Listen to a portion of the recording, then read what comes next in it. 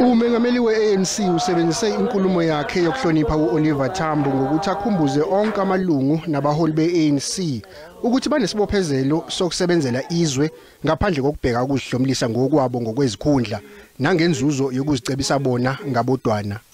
We need to embrace the concept also of revolutionary discipline as understood and practiced by O.R. Tambo.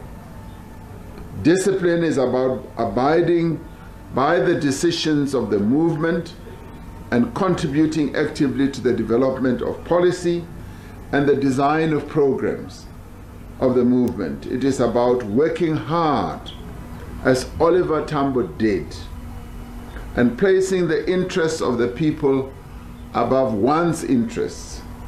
It is about fighting factionalism, resisting corruption, and safeguarding public resources. I-ANC yethembise uTambo ngokuthi izoqhubeka nomzabalazo wokulwela ukwenza ngcono iningizimu Afrika. President Oliver Tambo, we will continue with the struggle that you waged for all of your life, and we will do so until we have prosperity for our people. uTambo uyena kuphela emlandweni kubaholi be-ANC owayihola iminyaka eminingi njengoba waba umengameli wayo kusukela ngonyaka u-1967 kwaze kwaba u-1991.